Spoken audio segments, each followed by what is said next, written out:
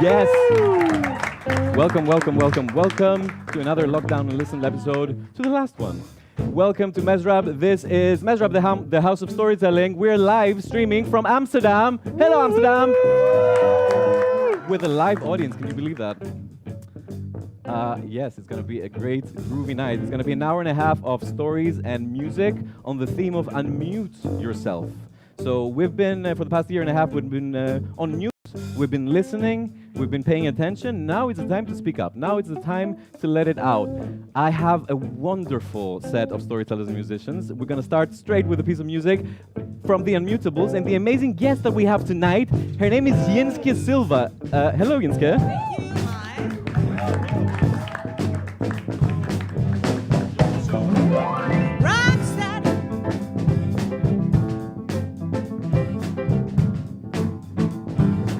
Here we go, everybody.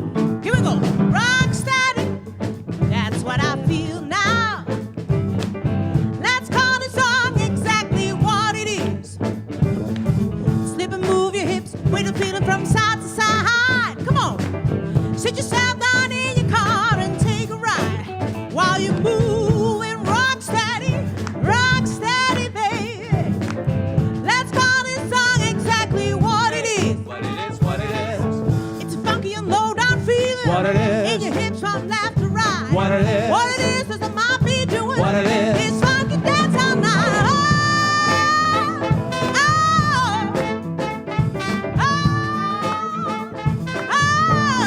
Yeah.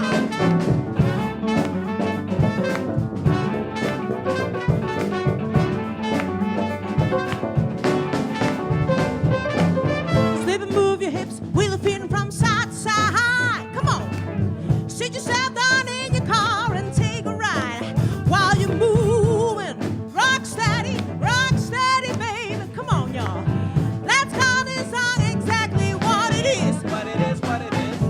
It's a funky and low down feeling. What it is. In your hips from left to right. Come What on. it is. What it is I might be doing. What it is. This funky dance all night. Oh, come on. Everybody, come on, I want to see you.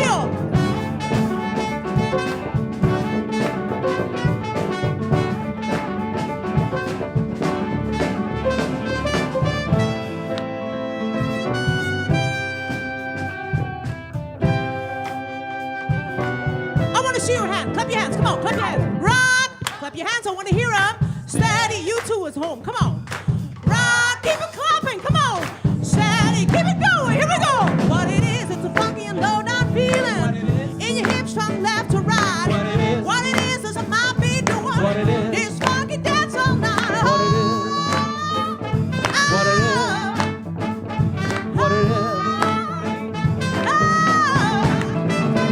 Rock steady, baby. Come on.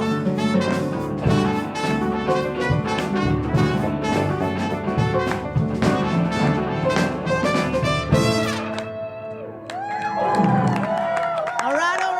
Thank you. Welcome to Lockdown and Listen. Welcome to Mezrab. This was the Unmutables and the insatiable Yinske Silva. Wow. What a start. Good evening, everyone. Good evening, lovely audience. I'm going to say good evening 15 times. I haven't seen you in a year and a half. Good evening, people. How are you doing? Are you as excited to see me as I'm excited to see you? Yes. I'm not saying you should, but it's been a long time that we've been looking at each other, no? Or actually, it's been a long time that we have been looking at each other through this lens. We have been looking into a glass, and you have been looking into another glass. But this is over. This is over. This is now we don't have to look through glasses anymore. We can look straight into each other's eyes. Good evening, everyone, and welcome to the Mezrab. I wish you a wonderful night. Let me say hi to my friends, the guests that I've invited for you tonight. On this side of the couch, on this side of the room, we have Gus. Hello, Gus. Hello. Say hi, Gus. Hi, guys. Hi, Gus. How are you doing? I'm doing okay. Yeah. I'm Yeah? doing pretty all right. Yeah. Are you excited? I'm so excited that I am going to die. you, But after you went after my story. Yeah, okay, Yeah. good. Please hold on until you finish your story, and then Yes. you can collapse on the couch. This is very Exactly. comfortable. But are you excited about the fact that we have a live audience again? Yes. That we don't need to wear masks indoors anymore? Yes. That the bar can stay open after 10? Yes. This is why they call us City of Sin, by the way. This is why Amsterdam is called City of Sin. We relax the measures first, right? Of anyone. So welcome. Thank you. We're going to hear a story from you very soon. Yeah. Yeah. Maybe. Fantastic. Do you want to pass the microphone to our dear friend Sheku? Hey, Sheku. Hi. Say hi, Sheku. Hi, Chico. How are you doing? Good. Yeah. I love it because the hat of the lamp that is above your head is also moving as you're moving your head. I noticed with the music, it was a beautiful dance. Yeah. Yeah. Welcome to the show. We're also going to hear a Thank you. story from you very soon. Yes. The theme tonight is unmute yourself. So we're going to be talking about moments in our lives that we have been hushed, or moments in our life that someone like stopped us from talking, or moments in our life that we realized we should have stopped talking before we opened it and before we said what we said. So it's about muting and unmuting. It's about spending our lives on mute or deciding to speak up. And we're gonna explore this theme through the medium of story and music in many different forms. Let me go to this side of the room and say hello to the dear Sene Hale first. Hi, Sene. Hi. Hi, Sene. How are you doing? I'm better now that I feel like a human again and not a rat trapped in a box. What has helped in this transition? Well, things like this tonight, being around people. Right? and A bit of live music and a bit of human interaction. yeah, human. I've spent a lot of time with the humans on Netflix, and I think it's time to spend time with actual humans. Yeah. Because they're all right. Yeah, the they're Netflix they're great. people, yeah, they're good, but Yeah. Mezflix is better, no? Yeah. Hey, Core. Hey, how are you? Good. I see. I mean, I know that usually your skin is a bit red, especially in the season, the summer. But tonight your skin looks more red than usual. Can you explain a bit more about that? It's more orange because I just watched the Dutch football team and we sadly lost. So this So is sorry. Yeah, it's really sucks. And especially because against Czech Republic and I'm half Polish and Czech Republic we have like a rivalry as well. So you yeah, you really wanted the Czech to lose. yeah, right? And it so didn't but happen. we lost badly, and I'm also it's super hot for me today, so it's in that sense it's a bad day. But I'm very happy. The live music really cheered me up, so I'm really happy with that. Good. Yeah. Welcome you to very all much. four of you, and let me say hi to our dear friend. By the way, if you're watching this online, I don't know if you're watching on YouTube or on Facebook. On YouTube, I think the quality of the sound and the image might be a bit better, but on Facebook, there's a whole live comment section on the side, and people are throwing themselves in there. Let me tell you about the comment section. The comment section is a place where mothers find their lost sons. Like this is the comment section is where people, like friends from from childhood they meet again. This is the comment section is where people like really find people from the other side of the world and they make new friends. This is the comment section, and it's a very special place, and the most special thing about it is that Joseph Kearny is always on it. It's vigilant, it's like stays there all night and reads through all the comments, and no matter how long or short the story, he will take it, write it down in his notepad, and bring it here on this carpet and share it with the room. Warm round of applause to welcome Joseph Kearny in the room. Hey, Jos. Hi. Hey. Hi, how are you? How are you? Thank you for that lovely introduction. Good to see you Very again. good to see you. Yes, I do. I write down their stories, and if I can read my own writing, I read them back. That's the challenge, yes. That happens sometimes. Yeah. Yes. And do you already have some hellos and some welcomes and some good evenings to say, or good afternoon or good morning, depending on where they're watching us from? I do, and I was getting nostalgic because it is the last show, and I was Yeah. remembering once upon because we've had different evolutions. Once upon a time, we used to say hello to like the same bunch of people and like confirm that they were watching and they were in the right countries at the right time watching us. So Yeah. let's do that one last time. So Demetrius is still tuning in from Yes, Ioannina Dimitri, from in Greece. Ioannina, of course. Annalena de Groot is watching, and she said that we already asked the question, have you been hushed? By the way, let me just say Yeah. about Annalena, Yeah. because I invited her 3 times to come and watch the show up close, Uh-huh. like to come into the room and watch the show with us live Yeah. tonight. And she said that this show is better online than it is in. Oh, I'm so Ooh. sorry for everyone in the room, Ooh. but Ooh. people who've had both experiences, they prefer to stay at home and watch it. I don't know. well, you know, like on Tinder, people often look better in their pictures, don't they? And then they come here and they see us, and we don't look like our pictures, and they get disappointed. Yeah, All right. exactly. Annalena says, the question is, have you ever been hushed? Annalena says, one time my housemate and good friend, I was stress ranting, and she said, or they said, oh my God, Annalena, why can't I get a word in edgeways? So she has been hushed. What We've is- all been hushed. What is stress ranting? Stress ranting. Yeah. This. What do you Wha- like the first that's- 5 minutes that's of the show? That's stress ranting. Just your regular... Yeah. Did someone okay. say I'm doing that? No, she was stress ranting. I was like, Oh yeah. so when I'm stressed, I have free license to rant. Thank you. Good Yeah. to know. And Elena on a phone call the other day, she called me a stresskip.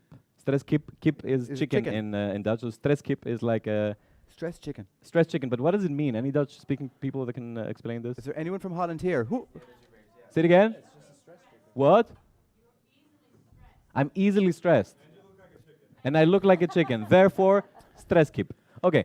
Sorry to interrupt. This reminds me of the groot vis from recent. Grote vis, from- yeah, exactly, yeah. Which is what is the whale in The whale, Dutch? It's the it's big a fish. Big fish. You know that's not true, but another time. This is just us making fun of Annalena. This is like this is a usual like part of the show. This is how we start every show. We just make Annalena feel uncomfortable. Go on. So Gulistan is tuning in, not from Istanbul anymore, but actually from Munich. Yeah, so she's hello been to in Munich Gulistan. already for many months, and we're waiting for her to get the train and come to Amsterdam and visit us. Come Yeah, come this quick. is the last time actually, that we it's see you the last online, show, so- Gulistan. You have to come. You have to come. No, it's and the visit. last show, maybe. Yeah, well, come and say hi. Come and Yeah. say hi. Okay, Wolf Schmidt says hello from lovely Amersfoort. Hi, hello, Wolf. And Ola Cześć, jak się masz, dziękuję, is tuning in from Poland and says, lovely T-shirt, Anastasis. Ooh, thank you. Excuse me. Thank you. I got this. Sorry, Daddy. Yeah, I got this because my other T-shirt that I was coming in to rehearse, and the T-shirt that was coming in, it was so sweaty. It was like covered in sweat. I was like, I cannot perform in this. So I stopped at the place and I got the T-shirt. Oh, for it's the show. gorgeous. Yeah. It like turned out okay. Yeah, amazing. Yeah, thank you. And but hang on, there's more. Oh yeah. Demetrius says, it truly is a beautiful T-shirt, my friend Anastasis. Thank you. Anything about the shoes or is it To which Tasula, your Uh-huh. mother, Yeah. said, nice T-shirt, son. You know what? Thank you. Thank you. It's been my mother has been criticizing my clothes on the live stream for 15 months straight. Like this is literally the only piece of feedback that she gives me. Like at the end of the show I call her and like, how was it? And she goes like, yeah, this shirt was too big on you. Like that this is literally so if 15 months later we got to this point that mom that you like my shirt, it was worth, worth the ride. Could we start an Instagram account for your looks over the last 15 shows I for mean, nostalgia? I think your looks would Both. deserve an Instagram page. Oh, let's do Yeah. it. Okay, great. Yeah. Yay. All right. Go ahead. that- We're never gonna get into the show. That's Go all ahead. I got. That's all I got. That's it. That's All it. right. The t-shirt So was the the theme is climax. unmute yourself. Oh, yes. And the question is, Yeah. have you been hushed? Okay. Have you been hushed? They've been hushed. Yeah, of course. Like all of us have been hushed at some point by teachers or by. During Vox Pops when we were filming Vox Pops outside of what? I just remembered. Go, I'll tell you. in a No, minute. say it. Say it. What? The first time I was ever hushed, it just came to me. Yeah. I was in primary school. Yeah. I put my jumper on my head and I was pretending to be Mother Teresa at the back of the classroom, and I was blessing the child beside me. I was also a child. And my teacher, Mrs. Wolf, I can even remember her name, caught me and hit me with the ruler on the lava on the hand for impersonating Mother Teresa. That's how I was hushed. Whoa. Yes. So your Whoa. turn. Anything that I would say pales in front of what you just described, so I'm not gonna even Don't try. impersonate Mother Teresa. No, It's but I not was, cool. but I was hushed very often by teachers at school because I was the one, I was the annoying one. I was the one who was like, no, it's not like that. I was the first one to say to the teacher, I don't think so. You know, I was the most annoying kid. So unlike yourself today. in Yeah, fact. right. I've changed so much. It's been a The growth, the evolution. yes, Yes. absolutely. Shall we go into the show Let's because go, I let's don't go. think this is interesting It's been for lovely. anyone It's yet been a at this point. pleasure. Maybe for Yeah. my mom. Hi, mom. All right. So are we? Is there anything that you would like to share before we go into the stories? Because this is a good moment for some memories to pop up. So if you've been hushed at school, if you've been hushed by parents, if there is a moment in your life that you remember that you slipped the wrong word and someone shushed you for it, would you like to share? I see some people smiling at the top of the tribune, so I know there are some memories popping up in their heads. I don't know if they're ready to share. We have Michalis over there. Do you want to share something? We have Volkan over there. I know all of you by name, so you have to participate. You cannot escape. Any memories that you'd like to share before we start? Have you been hushed? Any? Yes. Never? Never, no one hushed you? No? So why did you become a storyteller then? Because I became a storyteller. Never hushed me. Yeah, really? Me, just the kept totally going and opposite going. reason. Because people hushed me and they wouldn't listen to me unless I entertained them somehow. That's why I became a performer. Yeah, no, honestly, I mean, yes, all the time. Well, not so much hushed actively, as I was the youngest in my family, so they're always talking about politics and history and really intelligent things, and I was just kind of sitting there as a 5-year-old being like, I don't know what's going on. So I think now I'm kind of like catching up for all the years that I wasn't talking at the dinner table. Yeah. Yeah, that's what it is. That's a big one, right? For people who have been like the smallest child in the family or the youngest. You've been the youngest brother. I was also the youngest brother. And yeah, it's been like that. Like, how do you get the attention? Like, how do you claim some time and some space at the dinner table? How did you do it? Was it jokes? Was it? Because for me, it was music and jokes always. I used to be a wildly picky eater, and I used to hide my food all over the house. I guess for attention. Yeah. Like dig a hole and like put a bone there. I used to cut up my steak really small and hide it in my potatoes, and then when no one was looking, throw them in the fire. Wow. Yeah, expensive. Wow. Okay. Anything from the audience? Anything you would like to share? I see Ira over there nodding. No. You've never been hushed? Maybe Ira was hushed, but she didn't hear it. She didn't pay enough attention. But Ira, I wanna say something about Ira because she brought cake tonight. Like Ira is one of the many people who have been volunteering in this show. I know that I'm out of light. I'll get out of here very quickly. I'm just gonna give this microphone to Ira. Anyone who had Ira's cake tonight, a warm round of applause, please. First, I just wanted to say that I'm very happy to hear you liked it. Ira brought honey cake. Honey cake. Honey cake that you used to make with your grandmother. Can you quickly share this story with us? This is very cute. I just wanted you to hear this and then we'll go into the stories. Now, I always made this cake with my grandmother. We made it every time I was at her place, so I know the recipe by heart. And it's called honey cake because it contains honey. But when I was little, I thought that the dough, which I love to eat, she made an extra portion for me. I thought that was honey. So when I was the dough that you were making is the honey. Yeah, she would always. That's why be they call like it honey here, cake because and of this thing. Yeah, she would say, "This is honey cake. Here's a piece." I was like, "Oh, honey." But it took me until I was 12 years to figure out that that's not actually honey. But up until that point, I was very surprised when people were like, I put some honey in my tea. That's so delicious. Do you want some honey in your tea? I was like, You'd be like, ugh, this is disgusting. Why would you put dough in your tea, right? a lump. So this is the story of the honey cake by Ira Karaban. Thank you very much, Ira. Thank you. For your story and for your delicious cake. Yes, that was a cake with a story. Shall we already go to the first story on this carpet? Are we guys ready for a first story? Yes. Yes. The first story is coming from a dear friend of Mezrab who is, as I've described him before, a historical mouse. Like he goes into the libraries and he takes all these stories from the past and then he sheds some light, some new light, some contemporary, some modern light on them. And he does this thing, like he takes very old stories and brings them up in a very contemporary way. This is the story mouse that answers to the name Gus. Please welcome him on stage with a warm round of applause as we do to our dear Mezrab storyteller. The first story of tonight by Gus.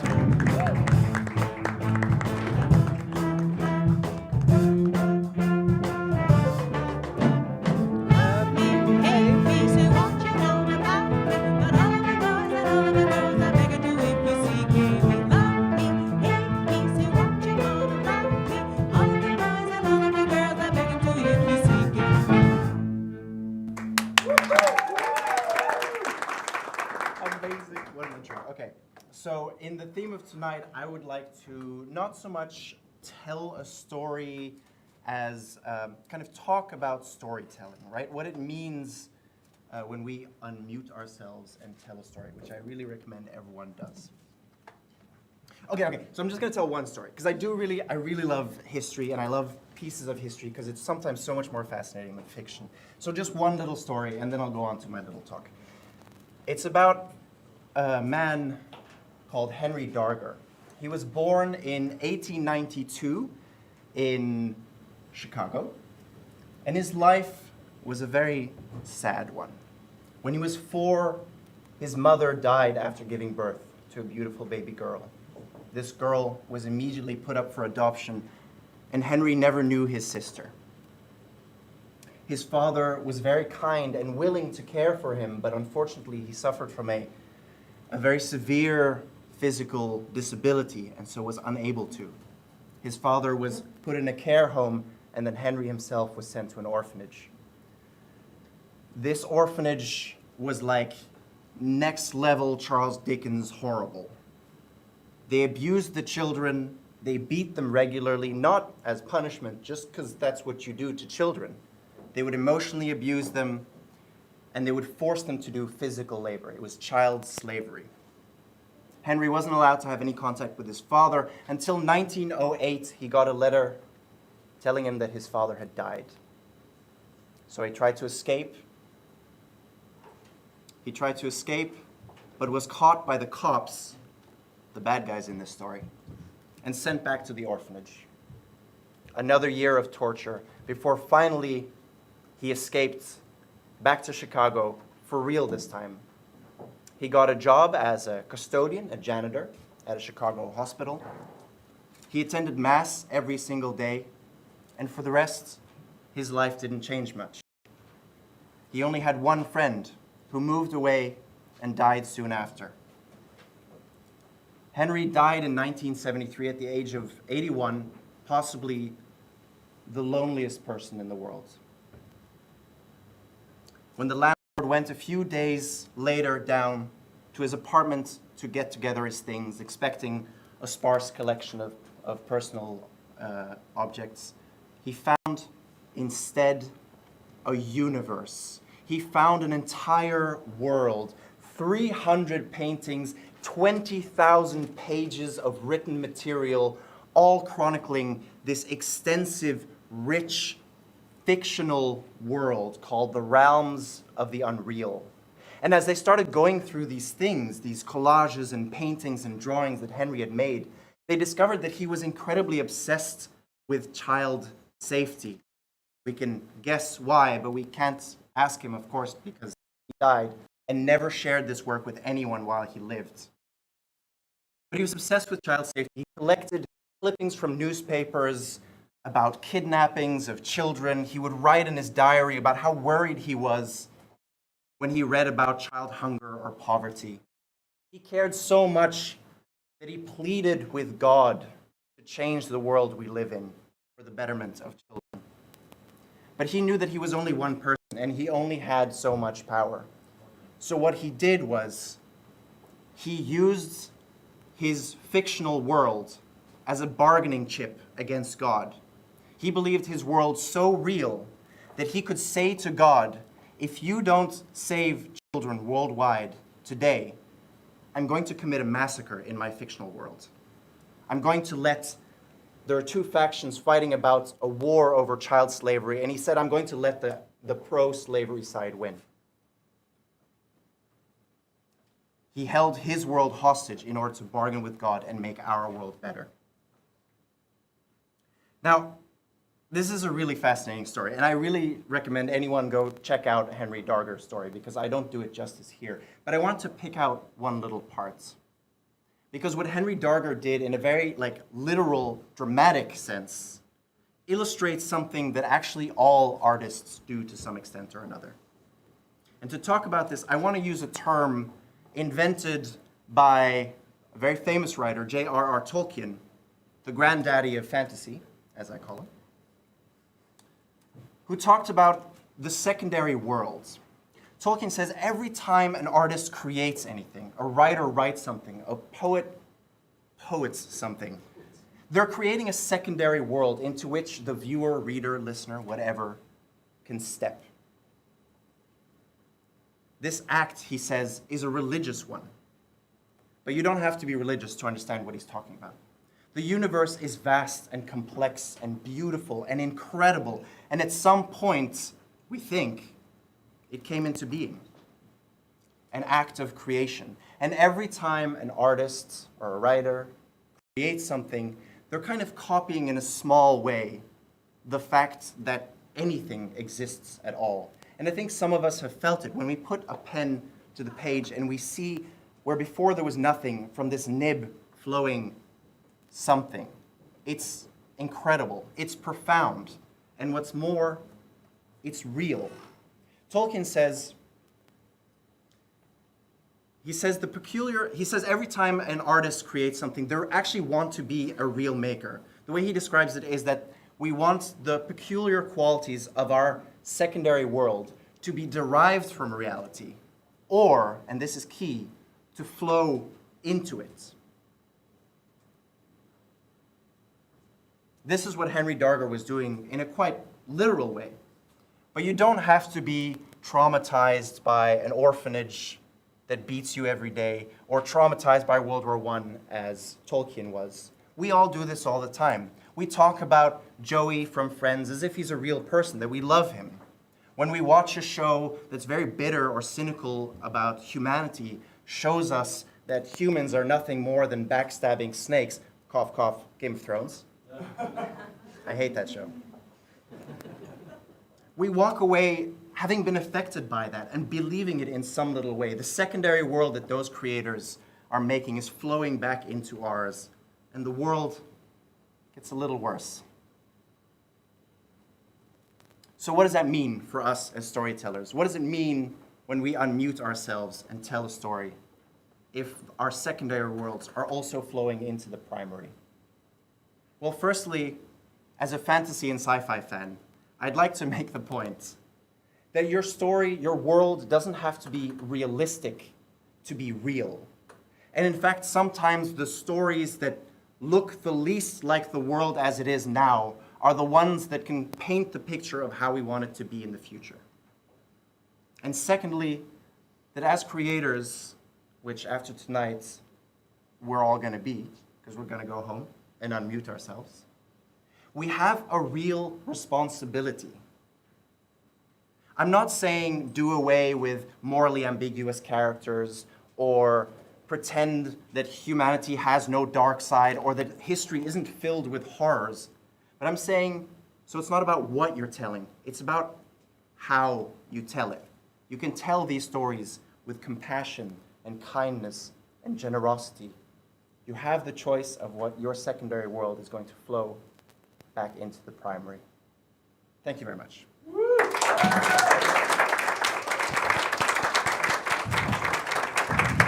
A warm round of applause for Gus opening tonight with a story about stories. That was so meta and pre at the same time.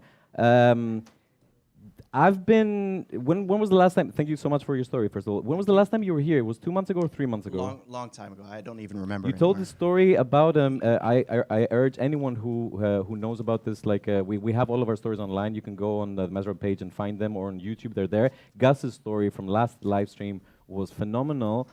You were talking about the meeting place, right? Yes. You were talking about this place in Turkey. Tepe. Yeah, where this huge statue is there, and no one knew for many years what it was, and people have been like making up theories of what it could be, the statue, and then you ended up saying that recently they Yeah, now the theory actually is that it was essentially and this was 10,000 years ago, so actually before like civilization existed. They were creating these giant places, and they found out later, or the theory is now, that essentially it's a big place to have a party. Exactly, like it's a meeting place, yeah? It's a meeting place that people can see this huge statue, which is a depiction of a man with open arms, and they can see the statue from very, very far away, and they can all go there and meet, and do whatever people do when they meet, you know? They drink, and they laugh, and they dance, and they share stories, and but this has been happening for thousands of years, and for thousands of years we've agreed on one spot. We go there to suggest and a different reality, right? We go there to suggest how it could be. We go there and we take elements from how it was and how it has been so far, and we go like, okay, this is how it could be in the future, right? We all gather together to dream, basically, to suggest an alternative reality, right? So I really, really love the idea and the story behind your story, and that we should be very careful about the stories that we tell, which stories and also how we tell them. But the important thing is also that we're here and together we're envisioning a future, yeah? Another one round of applause for Gus, because he's bringing always very relevant themes into the show, and I love that. Thank you very much for joining us. We'll have the chance to chat later. And as a creative yourself, by the way, do people know that you're a fantastic illustrator as well, and you're an artist of all sorts, and that you have your own book, and you have like your, yeah? Do people know, Philip? You have informed everyone. People know about the multitude of talents of Gus, right? And if they want to buy his book, check more of his art, they know where to find the link. Unmute yourself, Philip. Unmute yourself. Yes. Yes. They know where to find it? John, they do. They do. They have all the... The book available at abc.nl. Exactly. Comments, and if you want to knock your socks off, that's the man to buy from. That's the man to buy from. So go on to the live comment section of Facebook if you're watching on YouTube, and you will find all the necessary, the relevant information there. Thank you very much, Gus. From one fantastic artist and illustrator to the next one who's sitting. Who decided that the illustrators should sit together tonight on the couch? Who put you there next to each other? This is competitive. This is too competitive. This is more than I can take. This is such a creative couch. I would like to have you as a permanent exhibition here at Mezrab. Like, you should stay on this couch forever. Sheko, are you ready for your story, dear? Are you ready for Sheko's story, dears? Yeah. Are we all ready for another story? Are you ready for another story? Yes, you are. Okay, so put your hands together for the dearest Sheku, who you've known, you've seen her before. She's been telling stories here, and she's been hosting nights of her own, and she's had a very long day because you just finished the storytelling course, didn't you? But you're ready to take it away and give us a story? Yes? So joining for the second story of tonight on the Mezrab carpet, her name is Sheku.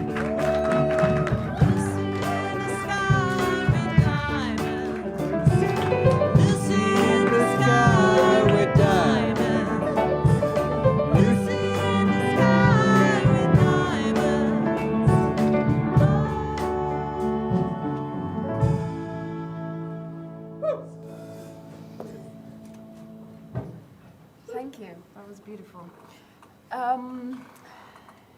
So, when I was a kid, whenever I couldn't fall asleep, I would ask my mom to tell me a specific story to make me fall asleep, specific folktale.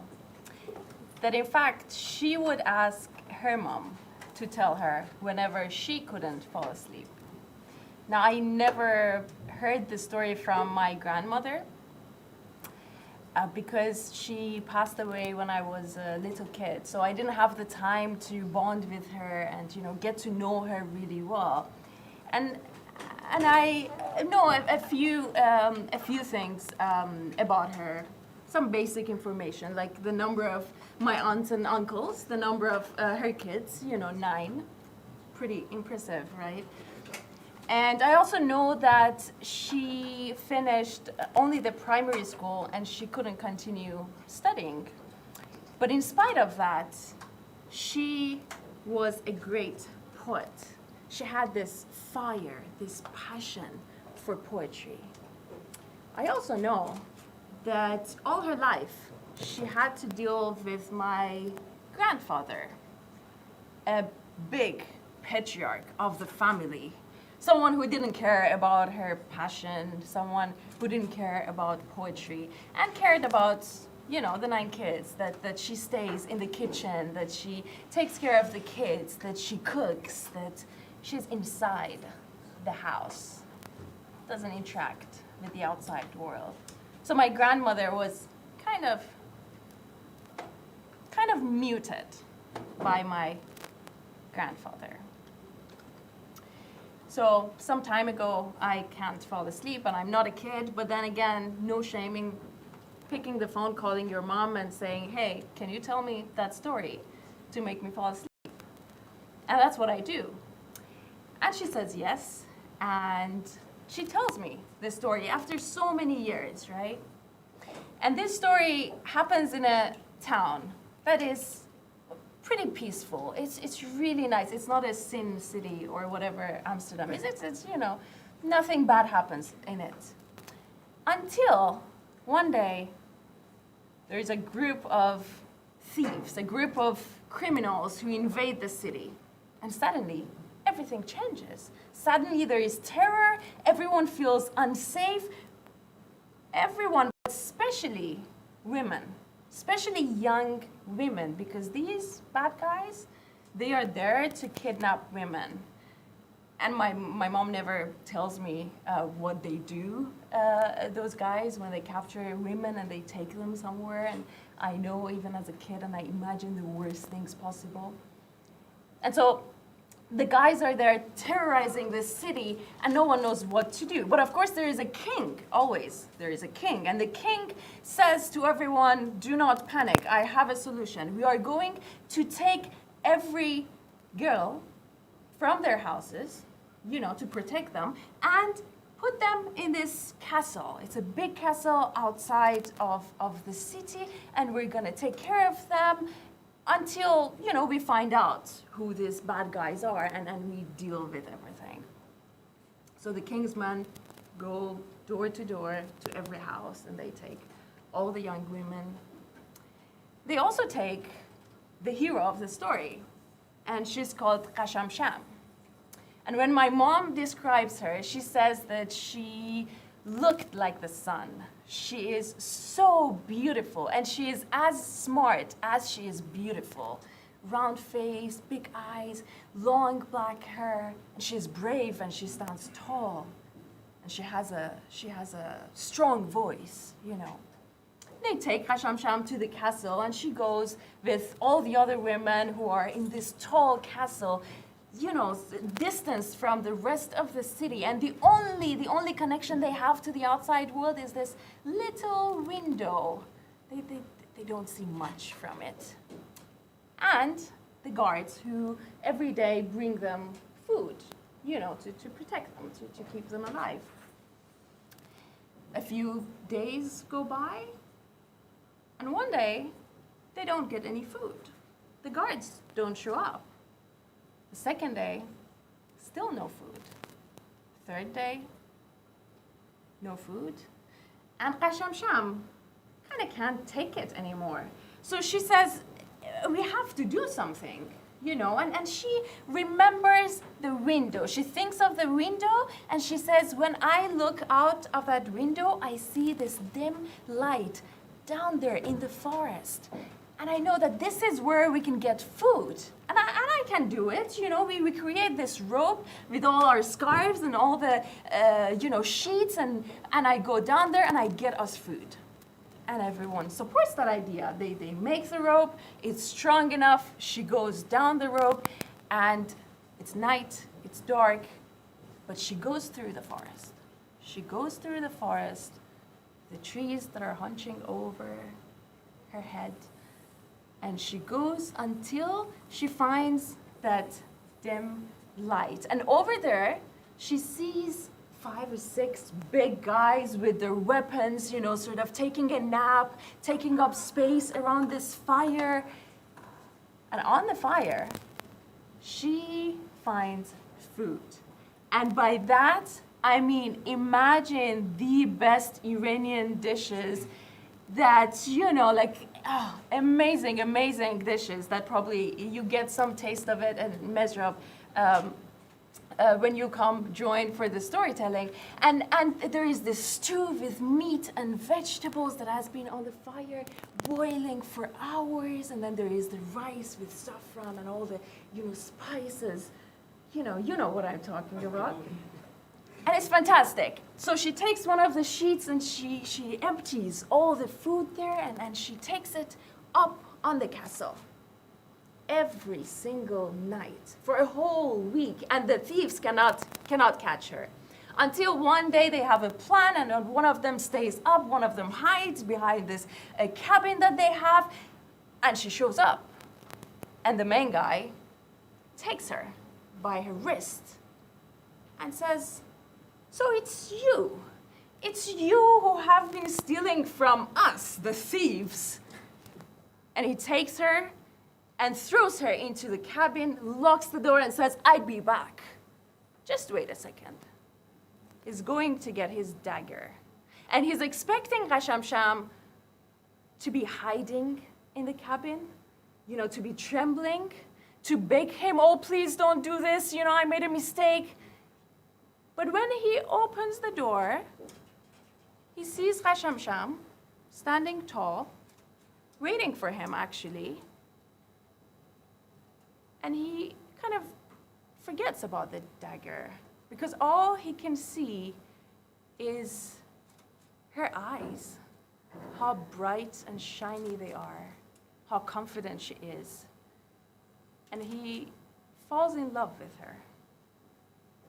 The dagger is dropped, and she tells him, hey, not only you have to stop this, but we have to turn this city to the way it was. So let's go to the king. I want to talk to him. She takes all the bad guys to the king. They go there and they say, listen, this is what happened. The city is safe, but you, the king, have to give all of these guys really good jobs so we make sure that this is not gonna happen. And the king agrees. And Kashamsham brings back the peace to the city.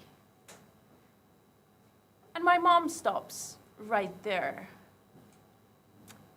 And I tell her this thing which I've never shared with her, I realize. And I say, look, Mom, this is fantastic. You know, this female hero takes all the women who have been suppressed, who have been oppressed, even by the king, who have been muted, the definition of being muted and imprisoned, and she single-handedly frees them, liberates them. This is my most favorite Iranian folktale, I tell her. And she goes, what do you mean, folktale? This is your grandma. This is what she wrote.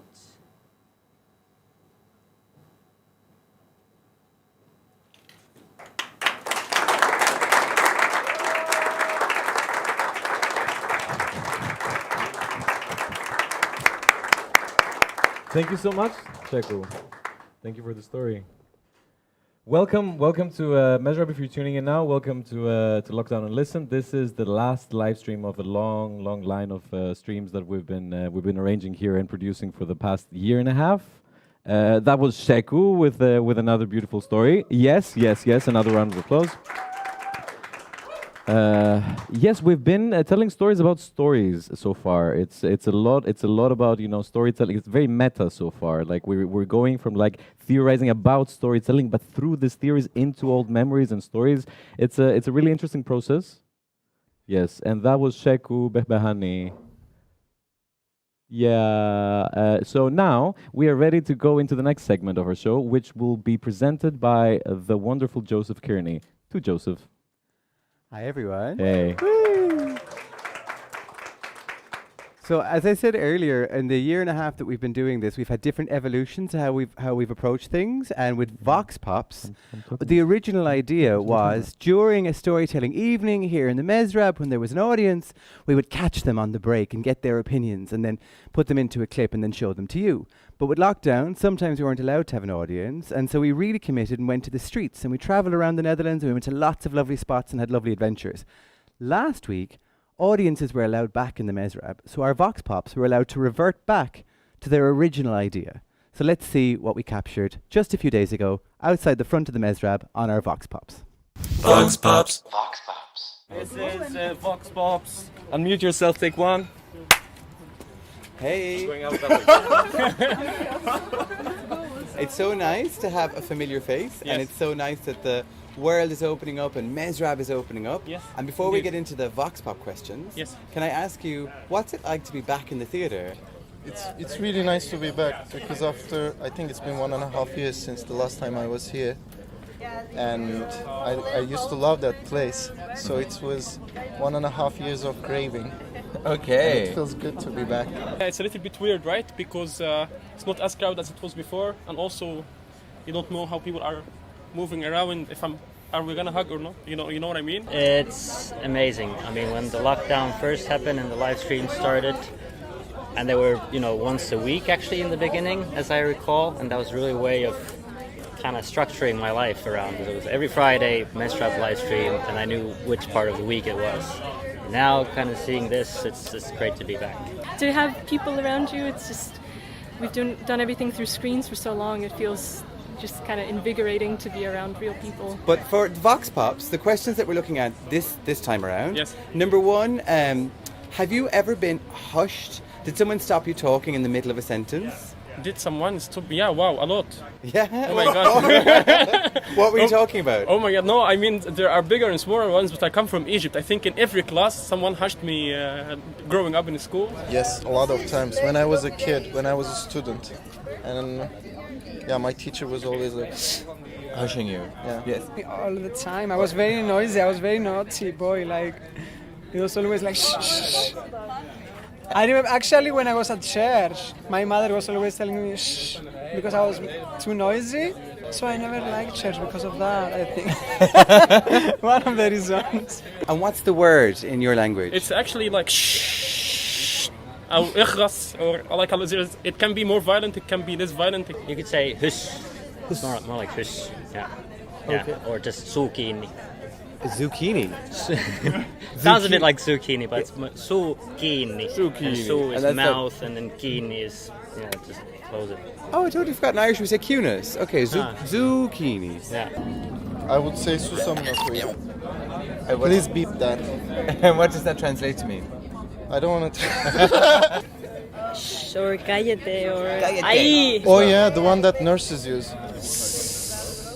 Okay, you say Yes. Turkey. Okay, well I suppose officially in English the word is hush. Yes. But very often a mom will say something like shh, and does your mom have a special sound, or did she have a special sound that she would make to silence you? My mom would like look at her slippers, and that's was me. it? Yes, that's shut up. Dead silent. Yes. Oh wow, okay. Vox Pops. Have you had moments where something has fallen out of your mouth in a conversation you wished you didn't say, but it's too late and you can't take it back? No, not at all. I think about what I say. Yeah.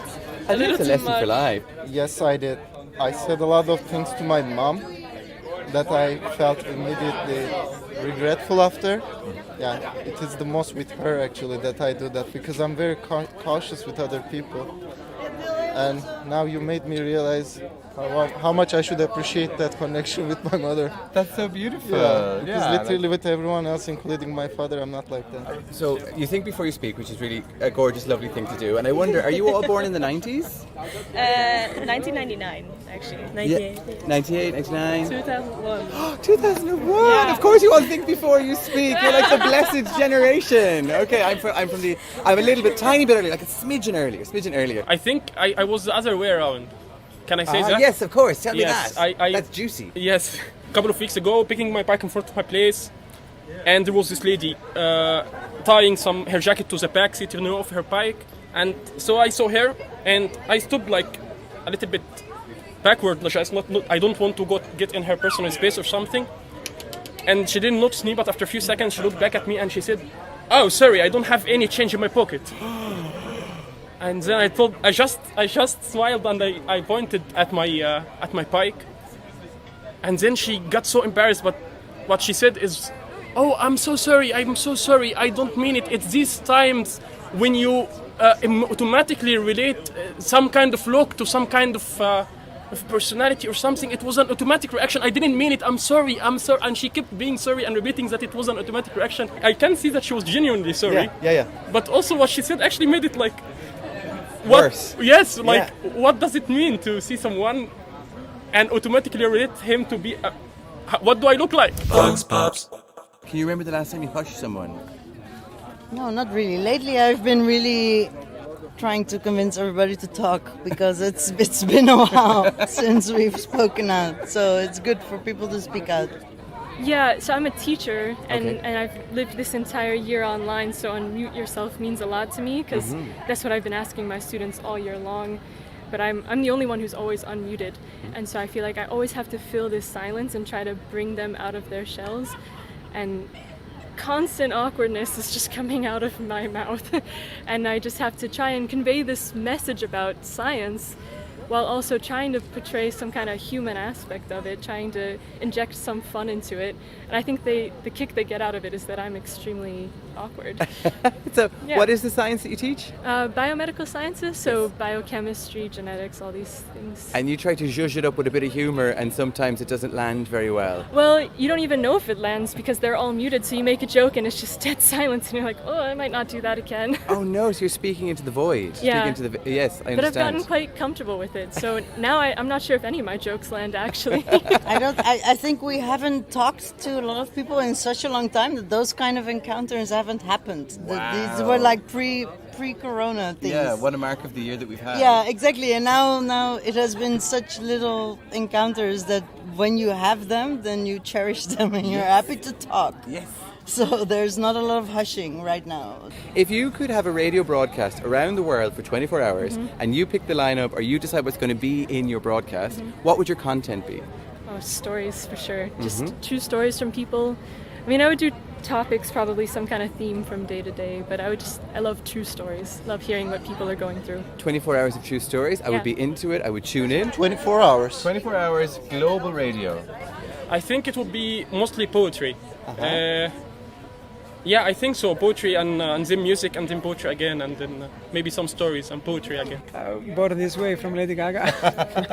Yeah, I think the everyday thing, the everyday frustrations that we have.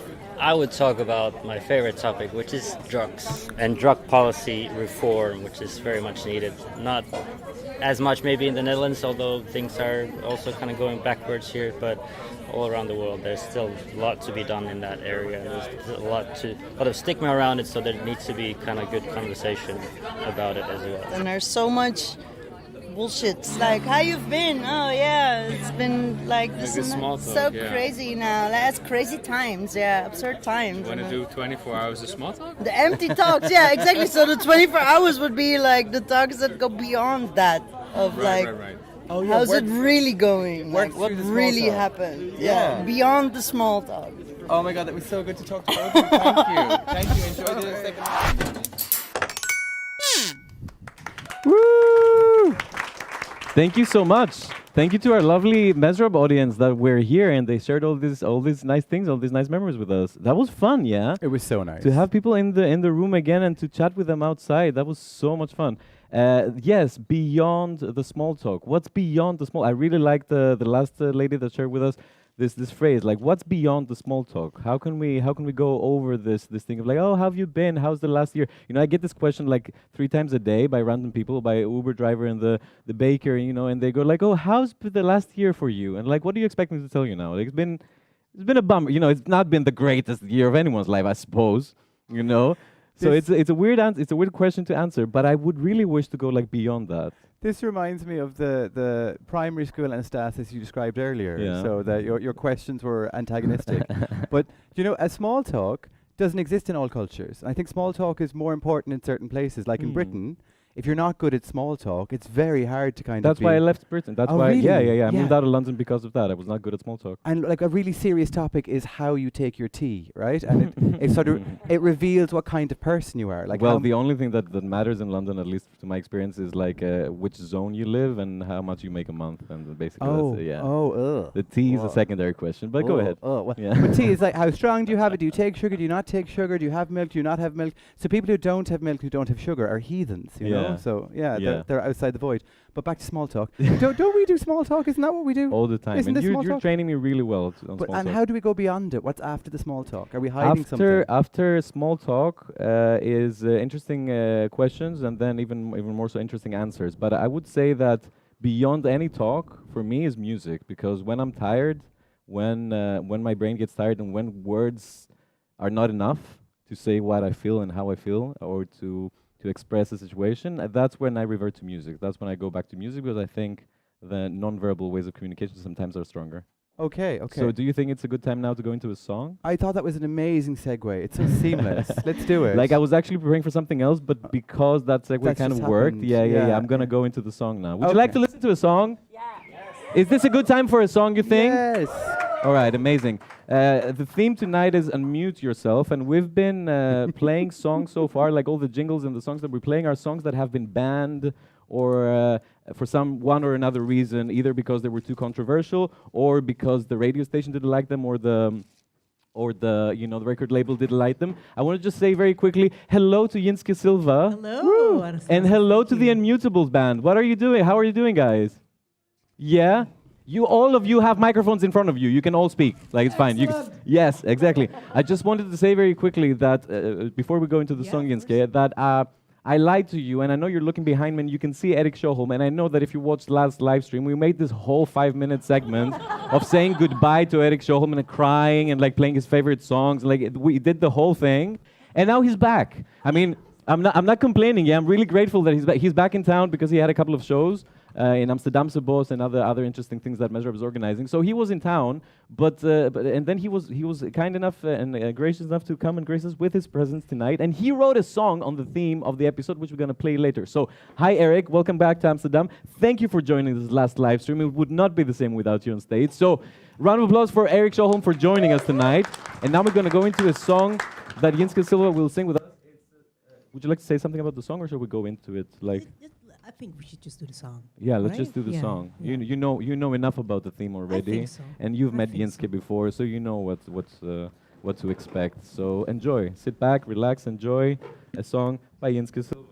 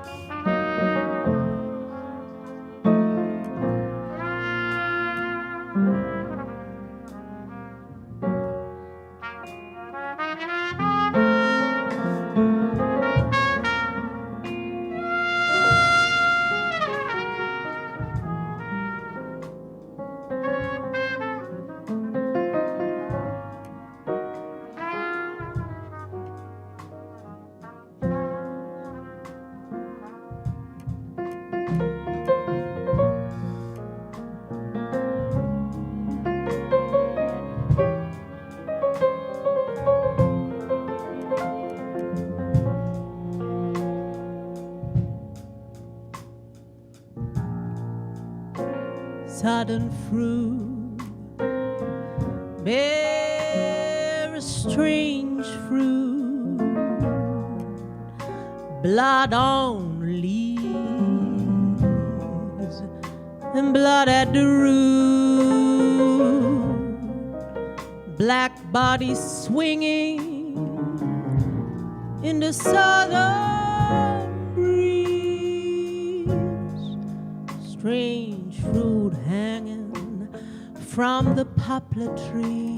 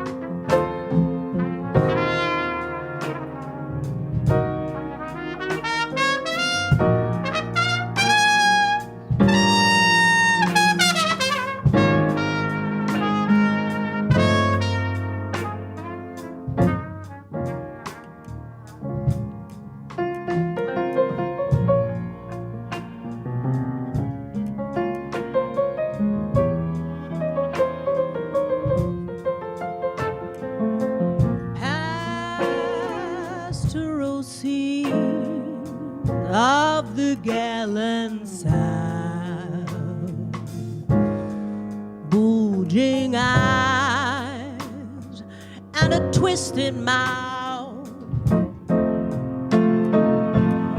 scent of magnolias, sweet and fresh, then the sudden smell of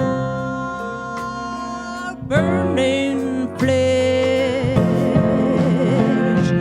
Here is a fruit for the crows to pluck, for the rain to gather, for the wind to suck, for the sun to rot, for the tree to drop.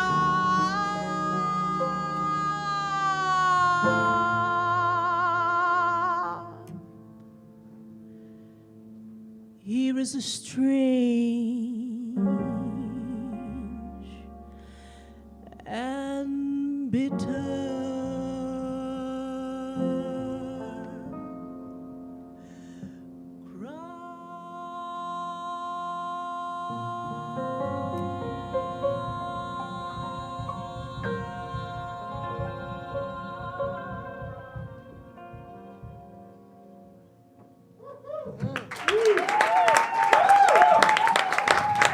Thank you. Give it up for Yinske Silva and the Unmutables. Wow. Ooh. Ooh, Yinske. Yeah. Thank you for joining our show tonight. Thank you for having so much me. for being here. I love being here. You know that. How does it feel, this hybrid situation that This we're is like great. half in front of the cameras and half in front of a live I audience? actually love it. Yeah, right? Yeah. But you know, I do like the intimacy. I love that people are here. I did shows before. It's just camera, and I love Yeah. you at home. But like the teacher said, it's like you make a joke and it's that silence. Exactly. Yeah. Yeah, maybe. Oh, see, there's already laughter. Just talking about jokes, there's already laughter. So the adrenaline is pumping. I love it. It's good. What about muting and unmuting ourselves? So Yeah. any thoughts, any memories that have popped up during the show so far that you would like to share from anyone on the stage or Yinske herself? My Yeah? daughter mutes me when I sing. Really? Yeah. Your daughter doesn't let you sing? Yeah. What's yeah, I don't know. What is it that she doesn't I don't like? know. She's like, shh. She's like this. Yeah. Maybe she gets too emotional when you sing. Oh, It's like probably. I can't do that. I sang 9 months without her going anywhere. She had no. She had no- I think it's. She had no escape, and now that she's out, she's like, sorry, bye. No. Because she wants to sing. She says, now I want to sing, Now I wanna And my sing. grandmother was like that. She talked the whole day, like I'm talking now, taking all the stage. And she finished talking and gathering her thoughts, and somebody was saying something. She's like, Silent, I want to talk now. And she said it in her beautiful local dialect. So yeah, it trickles down, probably. Very nice. Thank you very much Thank for coming. Thank you very much for joining us Thank and for the you. wonderful For music you're having sharing with us. I saw Abriel nodding before. You have something to share, Abriel? Go ahead. As a woman who plays the trumpet. Yeah. If you go a step back, we will see you also because you will be in the light. Perfect. Yeah. Fantastic. As a woman who plays the trumpet. As a woman who plays the trumpet. Yes. Yes, I have experience with being told to mute myself. Because you're always too loud in the Because band. it's always very loud. Yeah, you often have people. Right, and you also have the mute thing on the trumpet that you play with, right? Yeah, it's part you of can your also technique. play with a mute. Actually, in Strange Fruit, in the piece we just played, it's actually very famous. The beginning is with a mute. But I thought I would do it.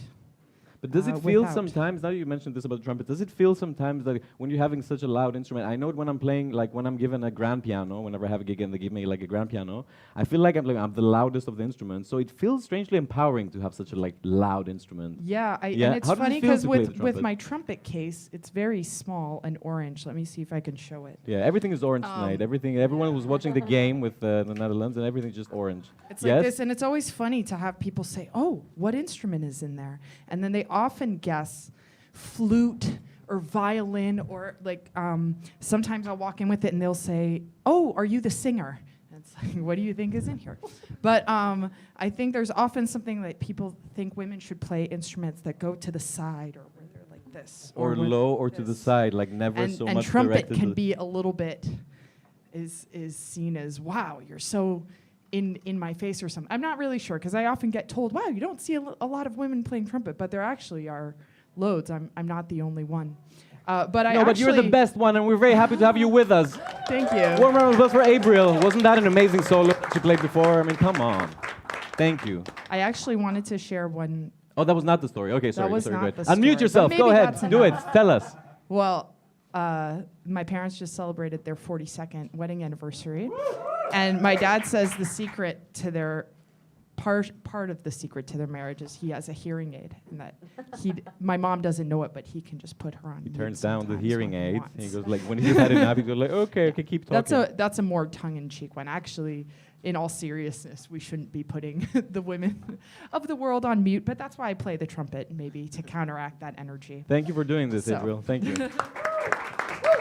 That's really cool, actually. That's a really cool way to think about it, because no, we should not be muting other people. We should not be like, just lower your hearing aid or like close your ears, and then you don't need to hear it if you don't like it, but you can't mute other people. Right, Joseph? Yes. I see you writing down comments from and I'm so Furiously. curious. What's happening? Oh my God, so much. Like how far? Like, you stop me when I've gone too far, okay? Okay, You just got it? tell me what you got. Yeah. We've asked some of the questions tonight that we asked in Vox Pops to you guys at home in the Facebook comments. And if anyone in the studio would like to live answer, you can, okay? Question 1, has anyone here ever been hushed? Ola, who's watching from Poland, says, I've been hushed several times by my mom. If my stories went on too long or if I complained when I was a kid. It occasionally still happens when she gets bored. But how is the hushing? Because I really loved like when you asked Mustafa like how does his mother hush, and he said she's just looking at her slippers and that's enough. You know, it's like there's no need to hush you. Just one look at the slippers is enough. My mom, for example, would be walking down the street and she'd be walking hand in hand and me in the street, and when I would say the wrong thing, she would just very gently squeeze my palm, very gently, you know, just enough, like, and I would get the message. Or she would like clench her teeth, like. This was enough, you know. She doesn't need to say shut up or like don't speak or don't say this now. Like it's enough. Yeah, you got less it. is more. Less is more. Less is more. Go ahead. Powerful. So then, Helena, it's a new commenter. Helena Benston said, "Hi, Helena. Very professional and yet relaxed. You can see how he's enjoying himself. Bravo! But we don't know who you're talking about. So, could you let us know? Thank you, about Helena. gas, probably. Probably you. about gas, Probably yeah. you. Okay.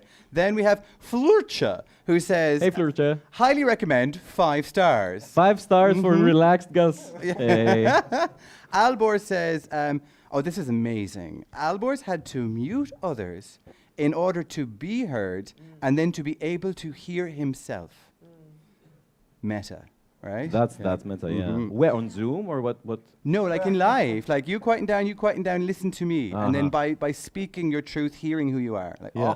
oh. Yes. Annalena de Groot, a poet something, heart. You said that. When a poet something, that was cute, yeah. And said, in the secondary world of Gus, against a biblical storm going on in Amsterdam, heart. Oh, okay. And also you were mentioning the last time you were here, you told this amazing story about communitas and people meeting at a stone. But the first time you were here, like a year and a half ago, this is all retrospective on Gus's stories from the sorry. last year and a half. It's the by Gus the way. segment. This is It's the why Gus segment. we're here to celebrate Gus as a storyteller. Semmelweis was the story about washing hands. Yes, Remember? it's the first story that he shared during the pandemic. Yeah. That was so cool. Okay, Flurcha, let me check my notes. Woohoo! For you. Okay, Joseph, I'm reminding you you're wearing a headset, so at least give the sound people a heads up before you shout into your headset. What they wrote. It's no what they- wooing, remember? We don't woo. We're not allowed to woo. We have these. Yeah, we woo. Flurcha also says that, you know, my boyfriend says that I only have one setting. It's up here. Okay. Philip says, Flurcha says Philip has a great outfit over there. There we go. Yes. And He does always. so then we said, have you ever been hushed? And Mehmet said, oh no, have you ever been misunderstood in a conversation? And Mehmet says, mostly. Aww. Less Mehmet, we is never more, hush huh? you when you're here. When you come and visit us at Mezrab, we never hush you. But less is more, like mostly. Mehmet, you know Mehmet? I think Mehmet is our Mehmet Ali. Mehmet Ali, yeah?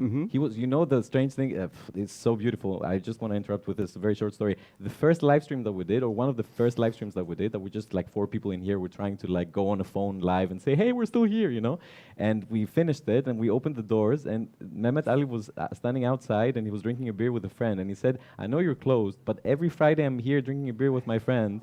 And even though you're close, we still arranged to meet outside of Mezrab. Isn't that cute? Oh, that's beautiful. Mehmet, you can come back. We're open. It's fine. You can come in. Samura de Boer says, what a beautiful art, in reference to your art, because we shared a link.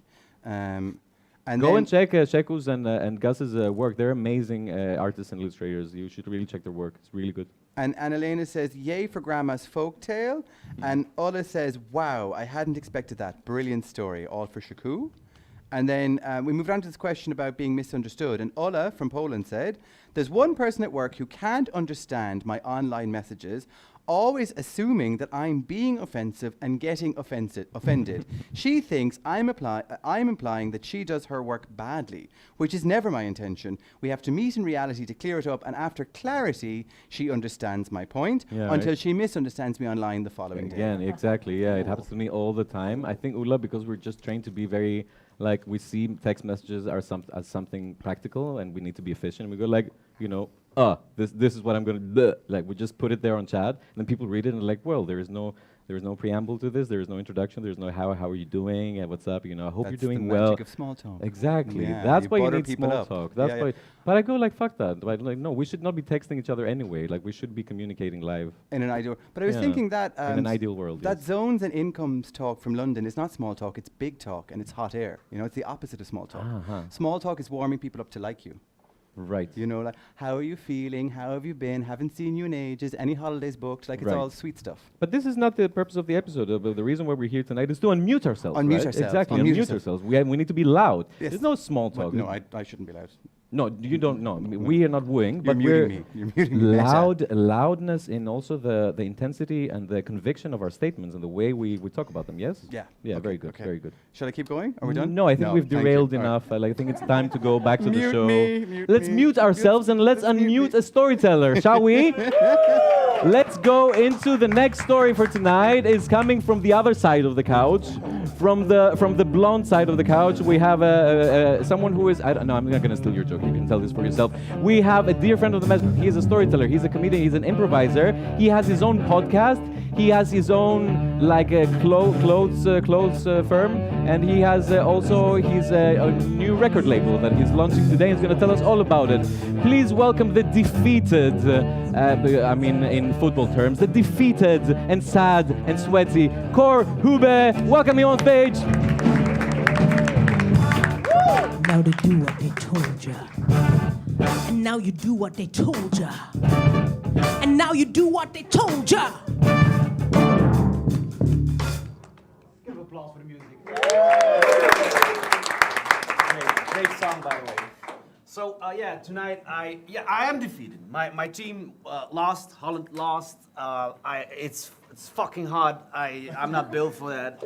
So I feel defeated. But I watched the match with some friends of mine. They're all my age. We're all 33, 34 years old, and I'm the only one who don't have children. I don't have children. They all had their sons and daughters with them.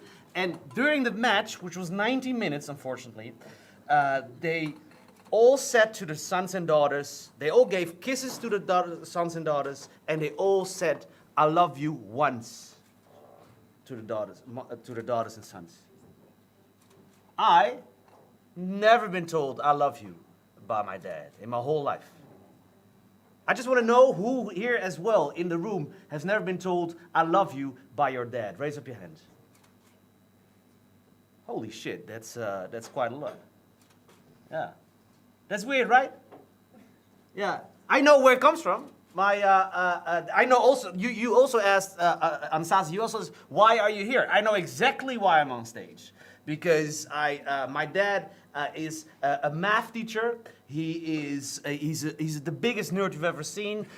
He's from West Friesland. I don't know if you know West Friesland. West Friesland is the worst place in the Netherlands. It is where they create. It's a vacuum of emotion. And there's no emotion in West Friesland. It's the biggest suicide percentage in the Netherlands. They drink a lot. You know, they drink so much. The alcoholism there is huge. And the other half of me is Polish. So yeah, I'm half Dutch, half Polish. On average, it makes me a German. But that's my dad. He never been told by his dad, "I love you." I know for sure. And when my dad was 12, because he came from a very poor family, he had to go to a school, like a sort of a Catholic school, to become a priest. That's the only way to get to a certain high school, which will prepare you for university. So when he was 12, he moved out of his house, and then he only could write letters to his dad, which he told me were never answered. So I know where it comes from. And now I know that. And I also know how much it hurts if you've never been told, I love you, or your dad never got you any affection. I mean, I teach drama in prison. I can see what the effects are on kids. So that's why maybe I can connect with them, because I feel it too. What I did was, I was like, okay, you know what? You don't tell me I love you. You know what? I'm gonna steal your money. If I have no love, at least I have money. If you're a teenager, that's what you want, money. My dad, he told me, look, Cor, if you don't smoke cigarettes until you're 18, I'll give you your driver's license. I will pay for everything. I started smoking when I was 15 years old. And I smoked every day, almost a pack of cigarettes a day. When I turned 18, we had a dinner, and my dad asked me, by the way, our dinners were always muted. My friends, when they came over for dinner, they were, what the fuck is this? Nobody speaks. I said, do you speak during dinner?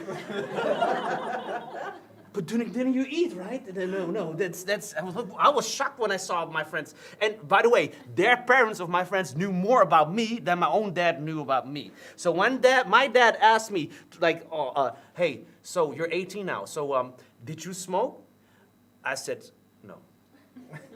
In my mind was, if I can get away with this fucking lie, I deserve that money. So he bought me my driver's license. When I turned 18, he needed a new car, and I know it's very unpopular to say this in the Mezrab, but I love cars. I know, I'm sorry. Don't worry. Oh, you like that too? Like, yeah, I feel you, I know. Like, let's talk later. But don't worry, I'm converted. I drive a Prius now. But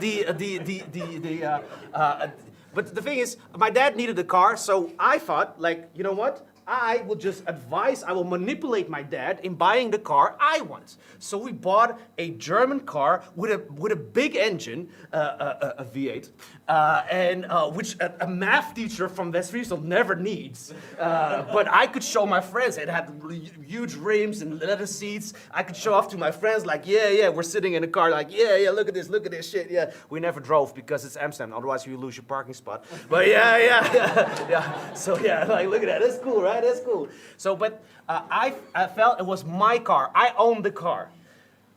My dad every year went to Poland. He had 6 weeks off because he's a teacher. So my mom still had to work, so he drove the car to Poland. In East Germany, on his first big trip of the car broke down because it was a shitty car. Because I wanted it. It was not sustainable. It broke down in just 100 kilometers before the Polish border. It got towed to a garage. They said, I'm sorry, we can't fix it. It will take at least a week. My father went back by train. It took him almost a day. And he said, you know what, Cor? You and me, we're going to go on a mission. We're going to get that car back. I said, okay, fine.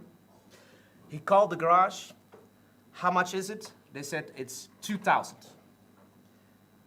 We go by train. It's a whole day in the train. We go there. And I'm so excited. I'm super excited because we can get the car back. The car I wanted in Germany. You know what? In Germany, there's no maximum speed. You can drive 200. That car could go like 250 kilometers an hour. I was super excited.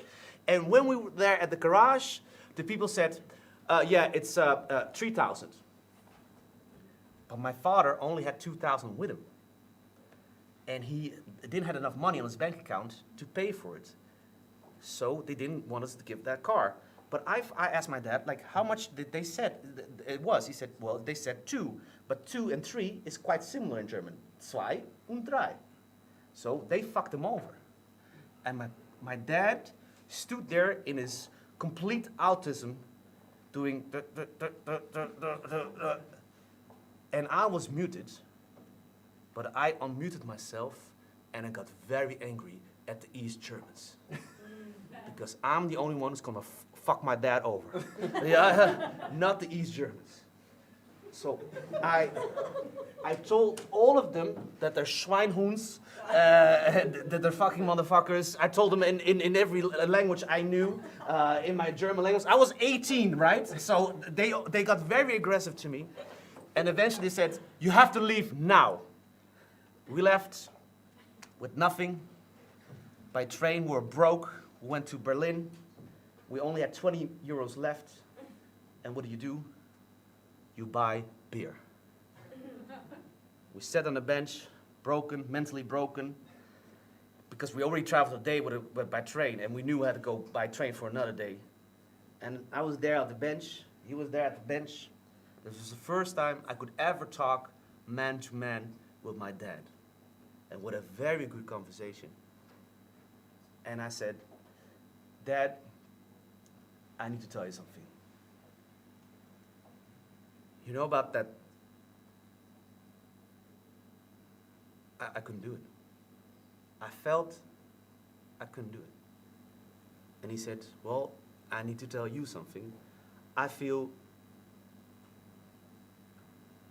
but the words just couldn't get out. It was sort of, it couldn't get out. It was so unnatural for me, it couldn't get out. That was that moment in Berlin. We're drunk, we're beaten up by the circumstances, but he just couldn't get it out. 10 years later, on his retirement party, that same night, I had a show. I brought him to the show. The whole day, he had to cry. I've never seen my dad crying before. And after the show, he said, Cor, I'm proud of you. And I said to him, I love you. He didn't say anything back, but for the first time, I could at least feel it. Thank you very much.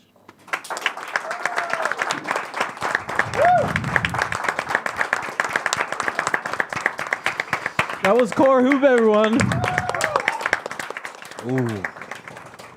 Thank you, Cor. Thank you for the story. Wow. Yeah, I'm thinking of all the instances that I spoke with my dad, and it didn't quite go as well as that one. But I'm also thinking of like instances that we've talked up against an authority figure or against. Right? Has this happened? Like, I know very many stories of my friend Volkan in the audience. I know that you get in trouble sometimes about that because you do speak up against authority when it's needed, no? Right, sometimes. Yeah, it's necessary to do it, no? Yeah, if you feel like it, exactly. But it also very much relates your story to what's coming right after now, which is a video that, a Zoom chat that we had with our dear friend Layla. Layla Elbazi is a dancer, and she's a dear friend of the Mezrab. She has been, you've seen her on this carpet many times dancing and improvising, and sometimes telling stories and sometimes writing poetry. She's a very creative person, and she's a dear friend of Mezrab. What we did is that because she's stuck in Sri Lanka, or she's not stuck at all. She escaped to Sri Lanka and she's doing fine. Yeah, she's not. I'm not feeling sorry for her. Like, she's fine, but she's there for a project or so. And then because we were in chats, also during the last episode, she was commenting live. And then I kind of like looked her up and called her on Zoom to see what she's doing. And she shared a piece, a dance video that she made last year. And she shared it with me because she said it's very, very fitting to the theme of unmute yourself. Now, for me, first of all, it was a joy to see her video and her creation because it's beautiful as everything that she makes. But also the surprise element of this, for me at least, is that I saw that she used the music of an old friend of mine. So this is the music of a high school friend of mine. Like, we were best friends in high school. And somehow, through the magic of the algorithm, Layla Elbazi, my new friend here from Amsterdam, found the music of my old friend from Athens, and then they put them together and they made and since then they've been collaborating. Since then, Layla goes to the studio and takes Dimitris, my friend, with her on a laptop, and he watches her rehearse, and she watches him play music, and they interact online, and they've been on research how to develop a performance of music and dance Dimitris is doing live improvisation on the violin, and Layla is dancing. So what I want to share is this very, very short video of Layla and Dimitris, the first thing that they created together, and we're looking forward to the next things. But also right after that is also a Zoom chat with me and Layla, where she shares a story about her moments of unmuting herself, her moments of connecting to her father, and how that turned out. So yes, dance, music, and stories in a very short video prepared for you from Sri Lanka and Amsterdam, from Layla and Anastasis and Dimitris all together. Watch it, enjoy, and see you in a few minutes.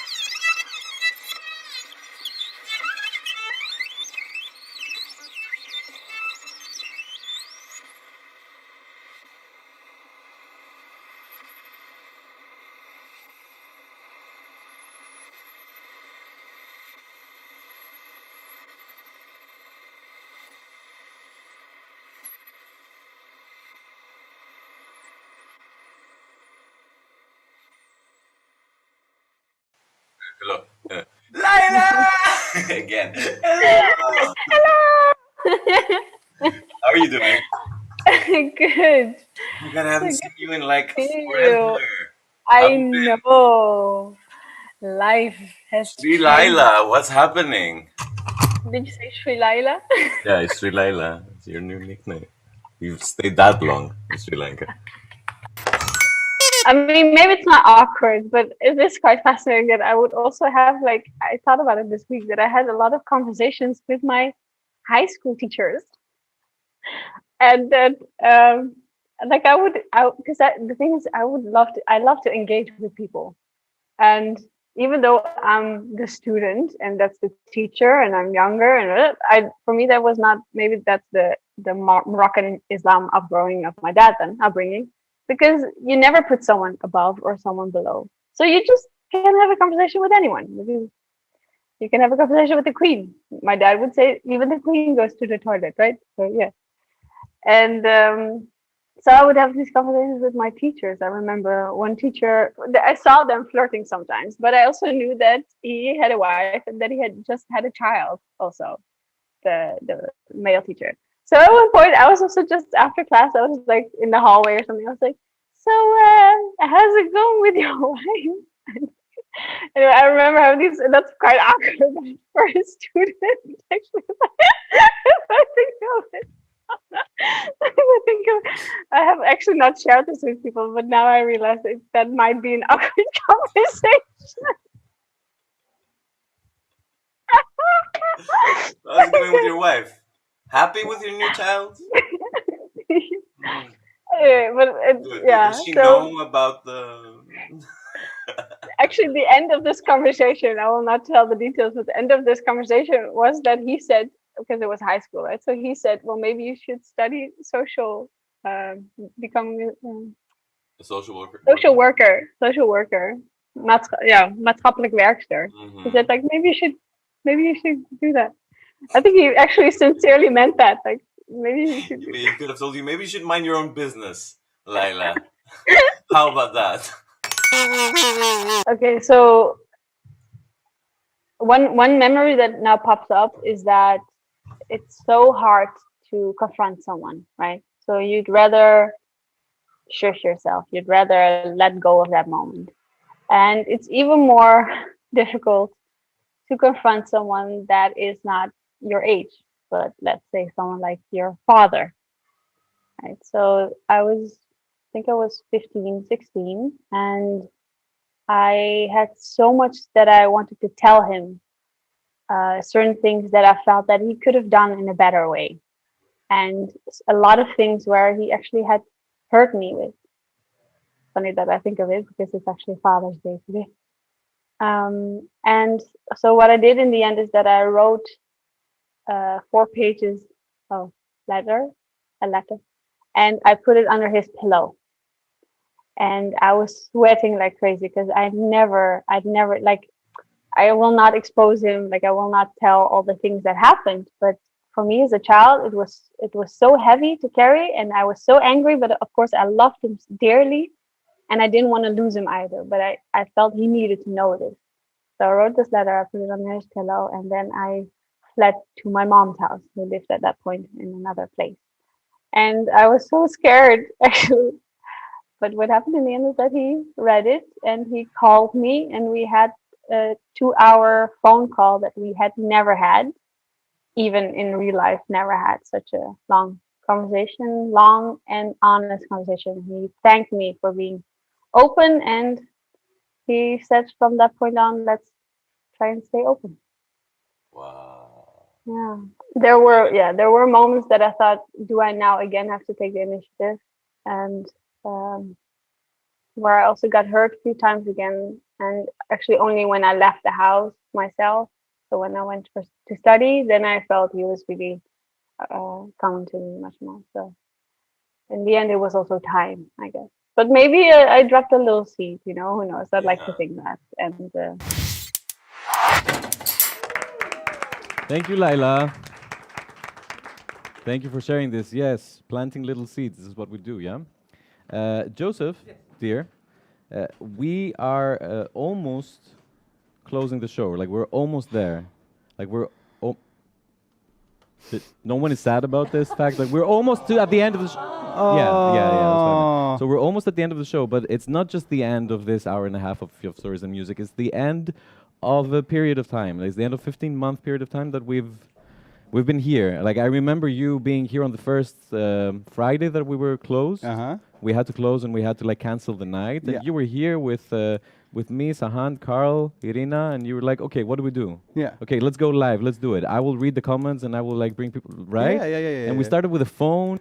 And we started I'm not encouraging people to go and watch back the last, the past episode. It's history, It's history, leave it yes. there. Leave it there. But it's there. It is there in the live section. You can watch it back if you want. I'm not encouraging you to do it, but it is there if you would like to. But I did ask you at the start of the night before we went live. Yeah. What was your favorite moment in the 15 months? What for you was the highlight? So because I've been watching them back just to see also how far we've come through. I was watching this episode that where Mihalis is sitting on the tribune over there. Over so here? you were sitting there and with your laptop on the side, like you were doing I your was thing. doing a side and thing, then Sheku was here, she was hosting.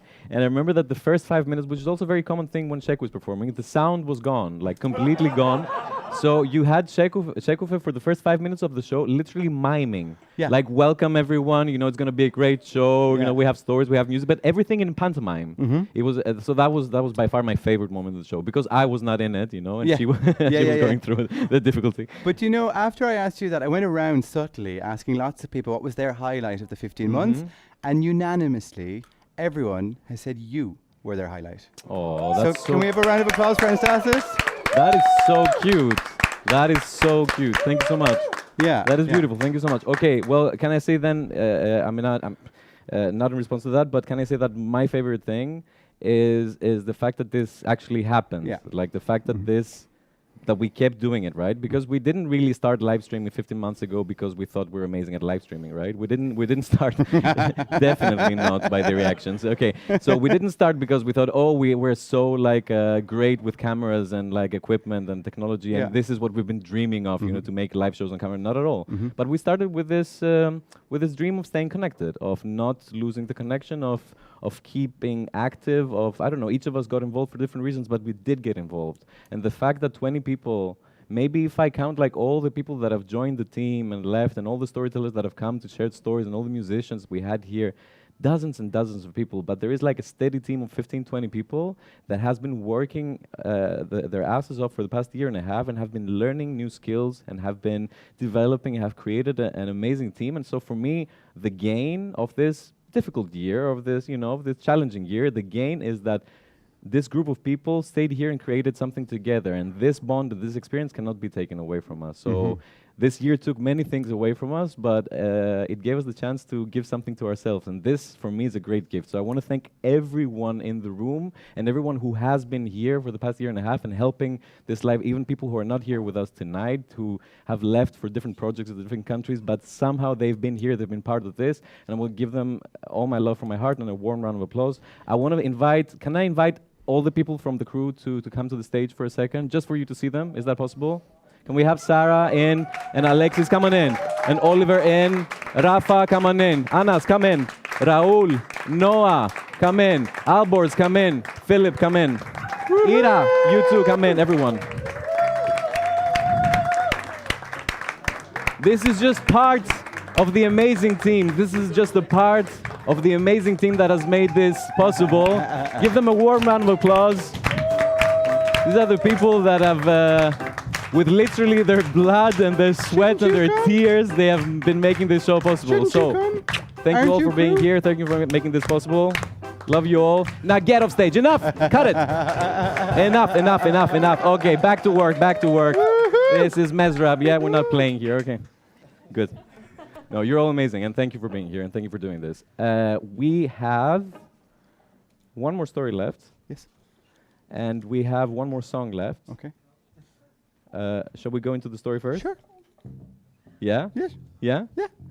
Time for a story? Time for the last story of tonight's show. Yes. Yeah, this is something that this is a performer that you've seen and loved on the Mezrab stage and on many stages around Amsterdam and the world, I dare to say. She's an improviser and a comedian. She's a theater maker and an actress and a singer and a voice artist. She is many things. I will let you discover them yourself if you haven't already. Please welcome on stage for the last story on this carpet, the incredible Sene Hale.